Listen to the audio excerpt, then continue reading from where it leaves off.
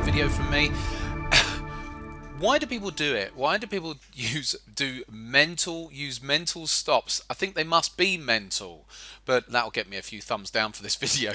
But let's actually talk about mental stops and why you shouldn't use them. I appreciate some people who watch these videos probably do use them, but I feel very, very strongly about this and why you shouldn't. And the reason you shouldn't use mental stops is because when you're in the thick of it, you can get away with using mental stops a lot of the time and saying, oh, well, I'll just mentally put it in. I don't know why using mental stops, you might as well just put a physical stop in.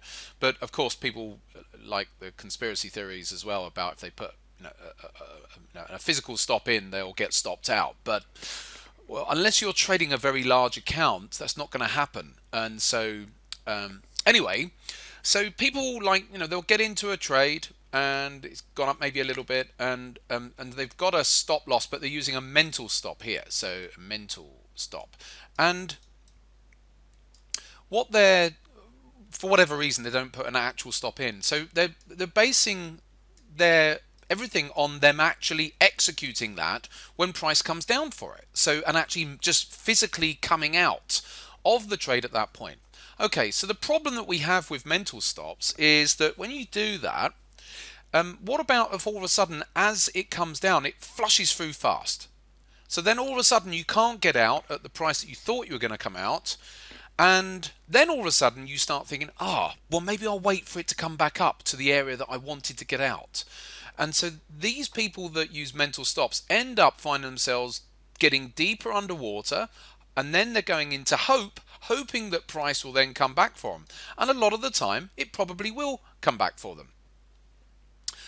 But it's always that case. It's always that sort of black swan event, if you will. We've got plenty of those at the moment.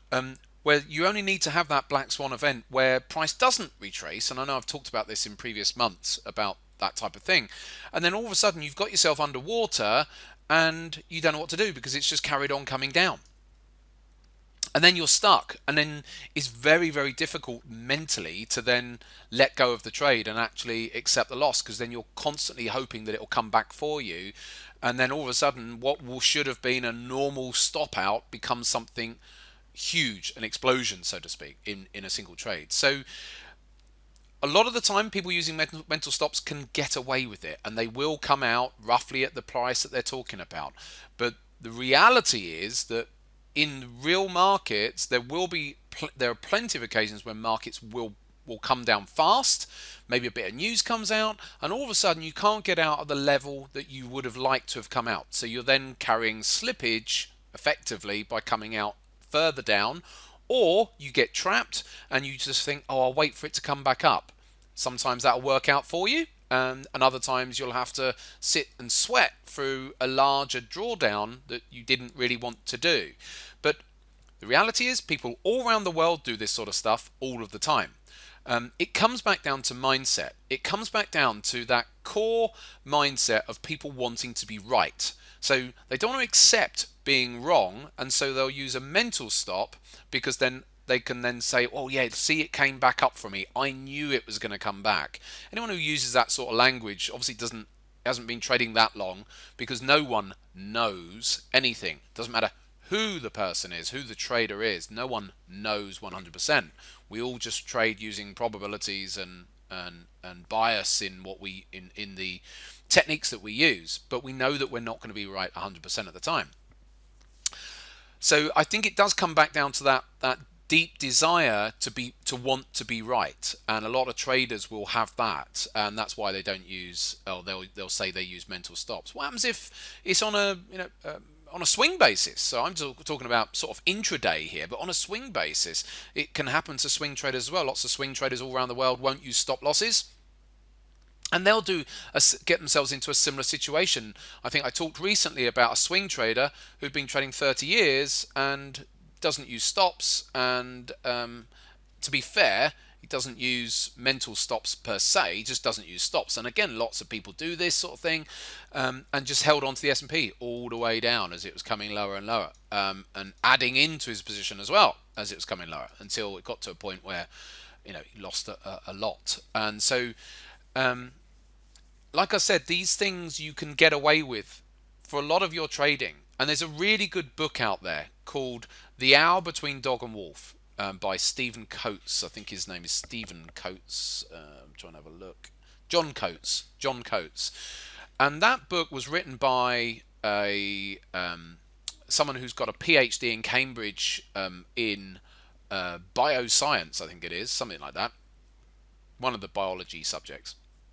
But he was also a money manager or something like that. He worked at Goldman Sachs, I think it was, one of the investment banks years ago as well. And he wrote this book because they did a load of studies on bank traders. They weren't retail traders, bank traders, but the psychology is still the same.